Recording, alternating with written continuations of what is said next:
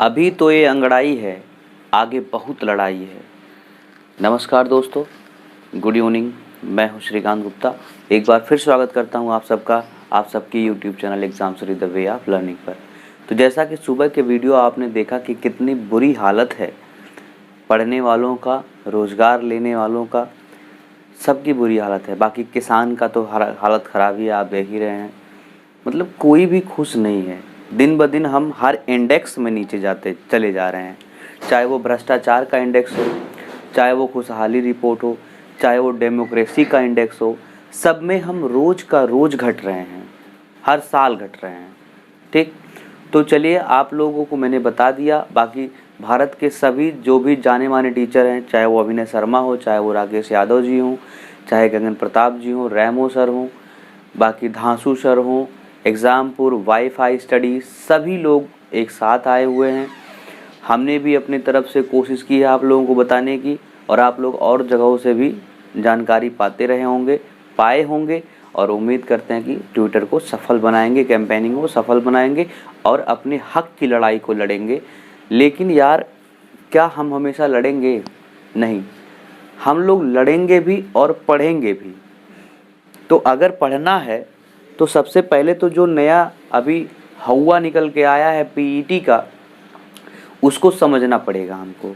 क्योंकि जो भी आने वाली 50,000 वैकेंसीज भरने का विज्ञापन सरकार ने दिया है, लगभग 50,000 पोस्ट, जिसमें एसआई, लेखपाल और बनारक्षी, बाकी भी मेडिकल में कई सारे पोस्ट हैं। सभी चीज़ों का जो भी पोस्ट भरा जाना है, जो यूपी ट्रिपल एससी कराती है, उत्तर प्रदेश अधीनस्थ चयन सेवा बोर्ड, वो जितने भी एग्ज़ाम कराता है सबके लिए अब पीईटी, बोले तो प्रिलिमिनरी एलिजिबिलिटी टेस्ट, प्रारंभिक अर्हता परीक्षा लिया जाएगा। इसमें जो बच्चा क्वालिफाई करेगा उसको सॉर्ट आउट करके फिर से अगले एग्ज़ाम में बैठाया जाएगा और वहाँ से क्रीम बच्चों को निकाला जाएगा। क्यों शोर कर रहे हो? तो उसको सब पढ़ने से पहले आपको उस सिलेबस को पढ़ना पड़ेगा, उस सिलेबस को समझना पड़ेगा कि कहाँ से कितने मार्क्स आ रहे हैं, किस पे हम ज़्यादा फोकस करें। देखिए, इससे आपका सिलेक्शन नहीं होला, ये केवल क्या है, क्वालिफाइंग नेचर का। अब आप ऐसा ना हो कि इसी के चक्कर में सब कुछ पढ़ने लगे और क्वालिफाई भी ना कर पाएँ। तो आपको स्मार्ट तरीके से वही चीज़ें पढ़ना है जिससे आप क्वालिफाई कर जाएं और अच्छा नंबर लाके अगले स्टेज के लिए बढ़िया से तैयारी कर पाए। तो उसी को लेकर हमें एनालिसिस का सेशन लेके आए हैं कि पीईटी में सिलेबस क्या है, किस टॉपिक से, किस सब्जेक्ट से कितने क्वेश्चन पूछे जा रहे हैं, कितने नंबर का होगा, कितने घंटे का होगा, सब कुछ, और कितने लेवल का होगा। तो देखिए, इसमें टोटल प्रश्नों की संख्या होगी 100 और आपको टोटल नंबर मिलेंगे 100, माने एक क्वेश्चन पे 1 नंबर मिलेगा। समय आपको सॉल्व करने के लिए 2 घंटे दिए जाएंगे। कुल टॉपिक यानी कि सब्जेक्ट से जिन जिन चीज़ों से सवाल पूछा जाएगा वो 15 टॉपिक होंगे। और एक अगली चीज़ होगी इसमें नेगेटिव मार्किंग 1/4 का। बोले तो अगर 4 क्वेश्चन गलत कर देते हैं, 1 क्वेश्चन सही करते हैं, तो आपका पूरा का पूरा गलत माना जाएगा। माने अगर 1 नंबर आप पाए हैं और 1 क्वेश्चन गलत कर दिए तो उसमें से 0.25 नंबर काट लिया जाएगा। ओके, इतनी बात समझ गए। ऑब्जेक्टिव टाइप का ये होगा, मतलब कि टिक लगाने वाला है, बहुविकल्पी टाइप का प्रश्न आने वाले हैं। एनसीईआरटी पैटर्न पे हाई स्कूल या उसके ऊपर की भी चीज़ें हो सकती हैं, उसके नीचे की तो श्योर है। ये रही बात परीक्षा में क्या क्या होगा, कितने नंबर का होगा, कैसे होगा, लेवल क्या होगा। अब चलिए देखते हैं कि हमारे सिलेबस में किन किन चैप्टर से, किन किन सब्जेक्ट से क्वेश्चन उठाए जाएंगे और कितने कितने नंबर के क्वेश्चंस उठाए जाएंगे। तो इसका स्क्रीनशॉट ले लीजिए फटाफट आप। अब देखिए, जो 15 टॉपिक मैंने आपको बताया कि 15 टॉपिक से क्वेश्चन पूछे जाएंगे, उनको ज़रा नंबर वाइज देखते हैं कि किससे कितने मार्क्स आएंगे और आपको किन किन चीज़ों पे फोकस करना, मैं वो सब बताने वाला हूँ। 15 आपके सामने लिखे गए हैं, पहले आप इनका सुंदर सा स्क्रीनशॉट ले लीजिए, ठीक है। अब देखिए, पहले नंबर पे आता है भारतीय इतिहास, जिसमें आपको तीनों मिलेगा, प्राचीन, मध्यकालीन और आधुनिक इतिहास। वहाँ से आपको आने हैं 5 नंबर। दूसरे पे है भारतीय राष्ट्रीय आंदोलन। आंदोलन बोले तो जो गांधी जी ने आंदोलन किया या अन्य जितने भी आंदोलन हुए हैं अब तक, उन सारे आंदोलनों से क्वेश्चन आएगा। किसान आंदोलन से नहीं आएगा, ये मत समझिएगा, क्योंकि किसान आंदोलन को तो आंदोलन जीवी मोदी जी कह रहे हैं, आंदोलन जीवी। देखिए पहले के जो आंदोलन होते थे उनको कितना सम्मान से देखा जाता था, तब की भी एक सरकार हुआ करती थी, लेकिन उससे घटिया तो अब की सरकार है। भारतीय राष्ट्रीय आंदोलन पे आपके 5 सवाल पूछे जाएंगे, मतलब 5 नंबर के क्वेश्चन पूछे जाएंगे। भूगोल में आपसे 5 नंबर का क्वेश्चन पूछा जाएगा। भारतीय अर्थव्यवस्था से आपका 5 नंबर का क्वेश्चन पूछा जाएगा। भारतीय संविधान एवं लोक प्रशासन बोले तो संविधान पॉलिटी से आपके 5 नंबर का सवाल। सामान्य विज्ञान में जूलॉजी, केमिस्ट्री और फिजिक्स से 5 नंबर का सवाल। प्रारंभिक गणित से 5 नंबर का सवाल। अब ये मत सोचिएगा कि गणित से केवल 5 नंबर का सवाल है, गणित से और भी हैं। प्रारंभिक गणित से केवल 5 नंबर का सवाल। सामान्य हिंदी से 5 नंबर का सवाल, इसमें भी सोचिएगा मत कि केवल 5 ही नंबर का है। सामान्य अंग्रेजी से 5 नंबर का, ठीक।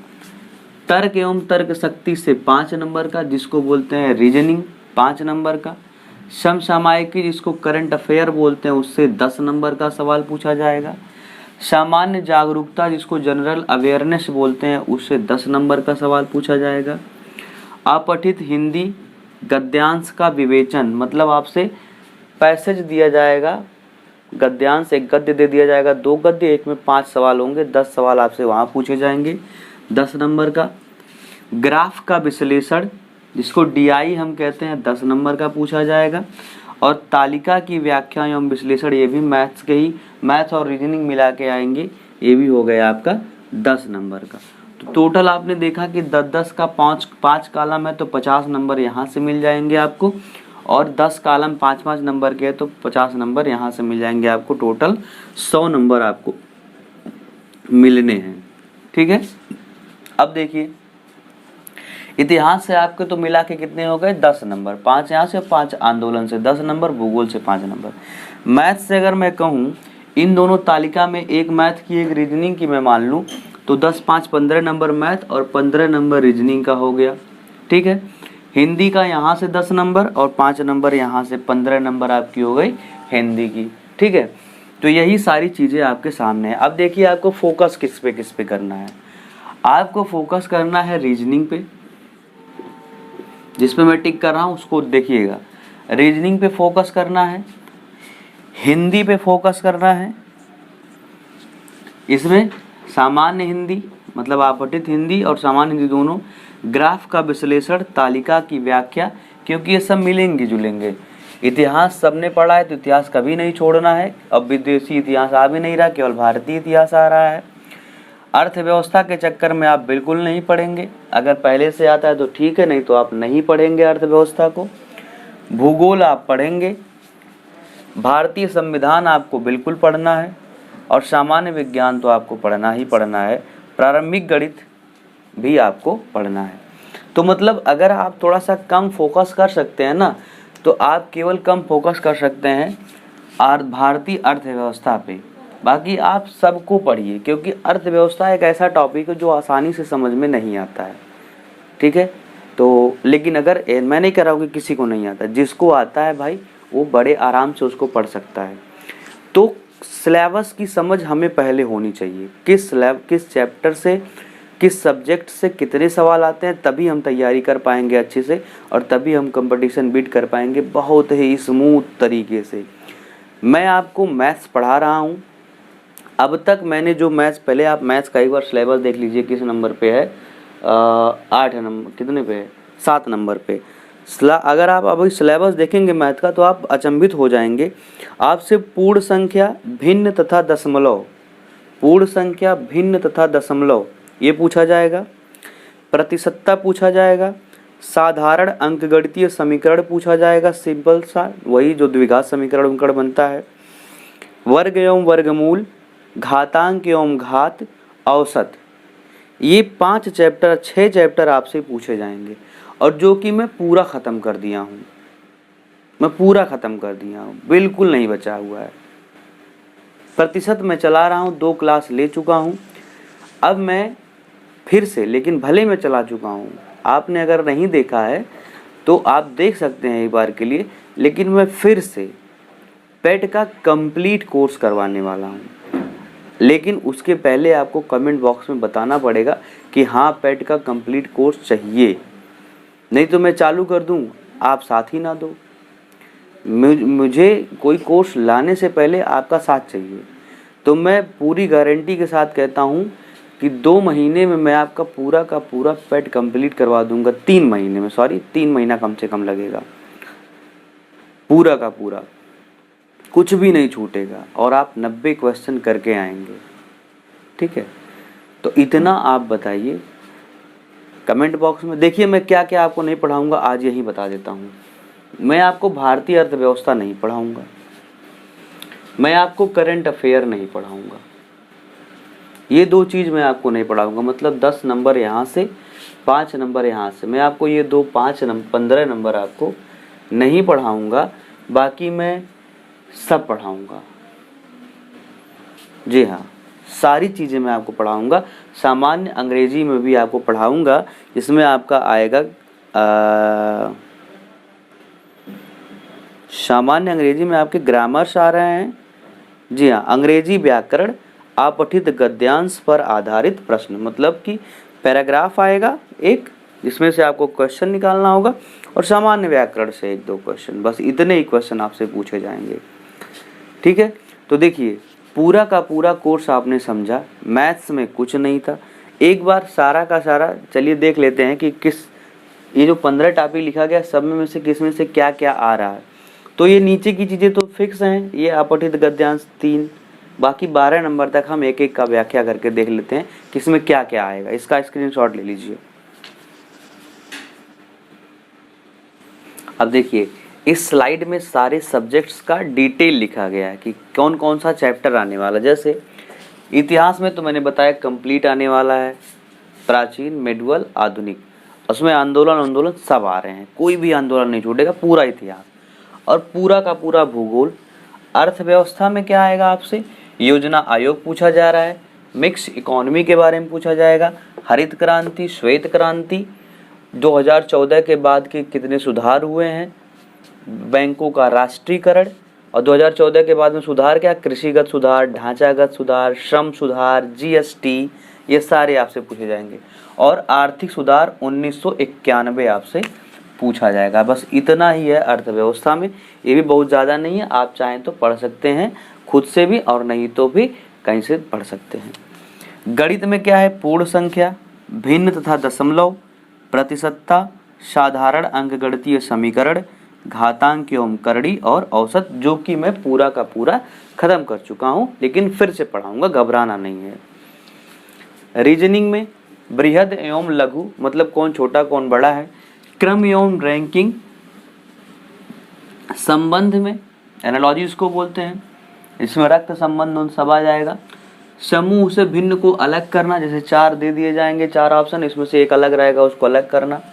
कैलेंडर एवं घड़ी, कारण एवं प्रभाव, कोडिंग डिकोडिंग, तर्क कथन एवं विश्लेषण, ये रीजनिंग का कोर्स है। देखिए इसमें डायरेक्शन नहीं है, दिशा नहीं है, तो दिशा ध्यान दीजिएगा। सामान्य जागरूकता में क्या आपसे पूछा जाएगा, भारत के पड़ोसी देश, देश राजधानी एवं उनकी मुद्रा, भारतीय संसद, दिवस, अंतर्राष्ट्रीय और राष्ट्रीय दिवस, विश्व संगठन एवं उनके मुख्यालय, भारतीय पर्यटन स्थल, कला एवं संस्कृति, भारत एवं विश्व के खेल, भारतीय अनुसंधान संगठन, पुस्तक एवं लेखक, पुरस्कार एवं विजेता, जलवायु परिवर्तन एवं पर्यावरण। यही आपका सिलेबस है, तो एक बार स्क्रीनशॉट इसका ले लीजिए। ठीक, ले लिए होंगे। अब देखिए जरा, मैं जो लास्ट का 5 कॉलम मैंने बताया था आपको, उसमें से एक तो आ गया ये सामान्य जागरूकता, बाकी जो 4 कॉलम मैंने आपको बताया था, अपठित हिंदी, अपठित इंग्लिश और डीआई का क्वेश्चन, ये 4 10-10 नंबर के, वो 40 नंबर, और यहाँ से 5 नंबर मैथ का 45, 5 नंबर रीजनिंग का 50, 10 नंबर सामान्य जागरूकता का 60, और अर्थव्यवस्था भी मैं आपको पढ़ा दूंगा, क्योंकि सिलेबस इसका ठीक है, पढ़ा दूंगा। अर्थव्यवस्था में 5 नंबर 65, मतलब कि अगर आपने मुझे थोड़ा सा सपोर्ट किया तो मैं 70 नंबर खुद पढ़ाने वाला हूँ। और बाकी जो मैं नहीं पढ़ा रहा हूँ, इसलिए नहीं पढ़ा रहा हूँ क्योंकि वो कहीं ना कहीं आप पढ़ रखे होंगे और अच्छे से पढ़े होंगे। जैसे इतिहास, चाहे कुछ कोई पढ़ता ना पढ़ता, लूसेंट उठा के इतिहास पढ़ता है, भूगोल भी पढ़ता है। तो ये सारी चीज़ें मैं इसीलिए ड्रॉप आउट कर रहा हूँ। बाकी लगभग पूरा कोर्स मैं कंप्लीट करूँगा और टाइम बचेगा तो इनको भी मैं पढ़ाऊँगा। तो फिर जुड़े रहिए मेरे साथ में, और कमेंट में आप कमेंट करके बताइएगा कमेंट बॉक्स में कि क्या वाकई में आपको इसकी नीड है। मुझे तो लग रहा है कि आपको है, क्योंकि नीड तो सबको है इसकी। सिलेबस भी ठीक ठाक है। जो एसएससी की तैयारी इसके पहले किए होंगे या सीरियसली अभी भी कर रहे होंगे, उनके लिए तो ये सिलेबस एकदम से बस आंख बंद करके ऐसे तीर चलाने जैसा है, ठैंक निशाना लग गया। लेकिन जिन्होंने तैयारी नहीं करी है या जिन्होंने अब तक सीरियसली नहीं लिया था, उनके लिए ये सिलेबस जानना और जुड़ना सही है। तो आप फटाफट इसको शेयर कीजिए, लाइक कीजिए और बताइए। कल से आपको क्लासेस मिलने चालू हो जाएंगे। अभी स्टार्टिंग में 2 क्लास, फिर 3 क्लास, जैसा मेरे पास टाइम हो पाएगा। मैं ज़्यादा से ज़्यादा 2 से 3 महीने में पूरा का पूरा सिलेबस कंप्लीट करूँगा। ठीक है, तो चलिए फिर, वीडियो आपने अंत तक देखा, अच्छा लगा होगा, फैलाइए, खूब फैला दीजिए ताकि ज़्यादा से ज़्यादा बच्चे इसका फ़ायदा उठा सके। और सभी को सिलेक्शन 2021 में लेना। बहुत सारे पोस्ट आने वाले हैं, लेखपाल आएगा, टीचर की आएगी, टेट भी। तो देखिए, टेट का भी सिलेबस लगभग यही सेम ही है। टेट इससे अलग नहीं है। अब मत कहिएगा, टेट और पेट 2 का है, ये दोनों एक साथ में मैं चलाऊँगा, टेट और पेट। ठीक है, तो आप फिर जुड़िए मेरे साथ में और मज़े से पढ़िए, नोट्स बनाते हुए पढ़ेंगे। चलिए स्क्रीनशॉट ले लीजिए, फिर मिलते हैं अगली क्लास में।